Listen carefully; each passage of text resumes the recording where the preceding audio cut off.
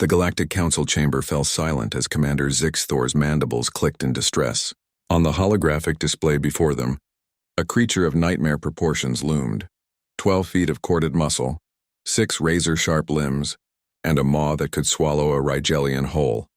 This, Zixthor announced to the assembled delegates, is a Class 5 apex predator from the Death World designated as Kepler 442b. It has decimated 3 of our survey teams. The council members recoiled. Ambassador Quillnex of the Centauri Collective wrapped her tentacles protectively around herself. We must evacuate the system immediately. No species can coexist with such horror. Agreed, chittered Representative Vorn. We'll quarantine the planet and... The chamber doors hissed open. In walked Brenda Chen, the human representative, her boots clicking against the crystalline floor. Beside her strode Jonathan Martinez, the human xenobiologist assigned to the expedition. Wait, Brenda said, her voice carrying across the vast chamber. Before you make any decisions, we'd like to offer an alternative perspective. Zixthor's eye stalk swiveled toward her. Human Chen, this creature has killed 17 sentient beings. What perspective could possibly... Have you tried communicating with it? Jonathan interrupted, stepping forward. His dark eyes studied the hologram with fascination rather than fear. All I see here is a scared animal defending its territory from unknown invaders. The council erupted in a cacophony of protests, translated in real time by the universal interpreter. Jonathan waited patiently, then pulled up his own datapad. Look at the attack patterns, he continued, projecting his analysis onto the main display. Every incident occurred within a 5-kilometer radius of the same canyon system. The creature never pursued beyond that boundary. It's not hunting, it's protecting something. Brenda nodded. My colleague and I would like permission to make contact, alone, unarmed. Absolutely not. Zixthor slammed 3 of his limbs on the podium. I cannot authorize a suicide mission for 2 of humanity's representatives. With respect, Commander, Brenda replied, a slight smile on her lips. You can't stop us either. Our ship, our jurisdiction within the designated human research zones. We're informing you as a courtesy. 26 hours later, Jonathan and Brenda stood at the edge of the canyon, the twin suns of Kepler 442b beating down on their environmental suits. In the distance they could hear it, a low rumbling sound that vibrated through the rocky ground. Ready? Brenda asked, her hand resting on the pack of supplies they'd brought. Let's go meet our new friend, Jonathan replied. They descended into the canyon, following the coordinates from the previous attacks. The creature's roar echoed off the walls closer now. Brenda's heartbeat quickened, but she kept walking.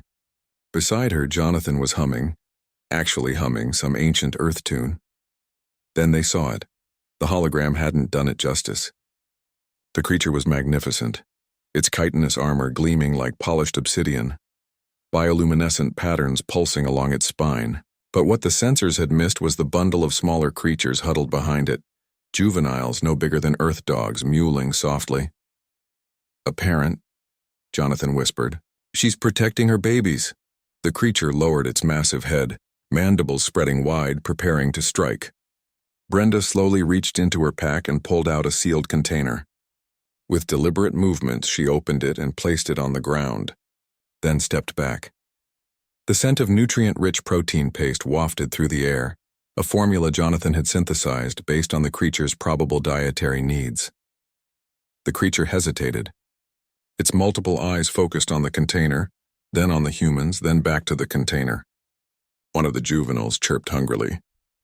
It's okay, girl, Jonathan said softly, his translator off, speaking in pure human English, letting his tone carry the meaning. We're not here to hurt your family. We just want to help. Minutes passed like hours. Then slowly, the creature moved toward the container. It sniffed cautiously, then consumed the paste in 3 massive gulps. The juveniles tumbled forward, and Brenda placed 3 more containers down for them. As the young ones ate, the mother creature regarded the humans with what might have been curiosity. Jonathan sat down cross-legged on the ground, making himself smaller, less threatening. Brenda followed suit. The survey teams, Jonathan mused aloud, probably came in with weapons ready, loud machinery, aggressive postures, everything she'd interpret as a threat to her kids. Over the next 6 weeks, Brenda and Jonathan returned daily. They brought food, studied the creatures from a respectful distance, and slowly, remarkably gained their trust. The mother creature, whom Jonathan had unofficially named Fluffy, much to the horror of the Galactic Council, began approaching them voluntarily. On the 43rd day, Fluffy allowed Jonathan to touch her armored hide. On the 52nd day, one of the juveniles climbed into Brenda's lap and fell asleep. The council watched the live feeds in stunned silence. "Impossible," Quillnex whispered. "Humans have domesticated a Class 5 apex predator in less than 2 standard months." Brenda's voice came through the comm system, patient and warm. "We haven't domesticated her, Ambassador. We've befriended her. There's a difference. Fluffy here is still wild, still dangerous if threatened, but she understands we mean her family no harm." Jonathan appeared on screen, one of the juveniles perched on his shoulder like an oversized, nightmare-inducing parrot. "The planet is safe for colonization, provided we establish boundaries and respect them. Fluffy's family has agreed, well, as much as a non-verbal species can agree, to coexist peacefully if we leave their nesting grounds alone." Zixthor's mandibles hung slack. "You've negotiated a treaty with a creature we classified as non-sentient. She's smarter than you gave her credit for," Brenda replied, scratching Fluffy behind one of her sensory antennae. The massive creature's bioluminescence shifted to a soft, contented purple. "You just had to approach her the right way." As the council adjourned to process this impossible turn of events, Ambassador Quillnex approached the human delegation's seats. "I must ask," she said quietly, "how did your species know this would work?" Brenda smiled, thinking of the dogs and cats and horses and countless other species humans had befriended throughout their history. "Because," she said, "that's what humans do. Where others see monsters, we see friends waiting to be made. Sometimes the universe just needs a little more kindness and a lot less fear." On the screen behind her, Jonathan was playing with all 6 of Fluffy's juveniles while their mother watched with what could only be described as maternal contentment. The universe, it seemed, had much to learn from humanity's peculiar gift for turning terrors into family.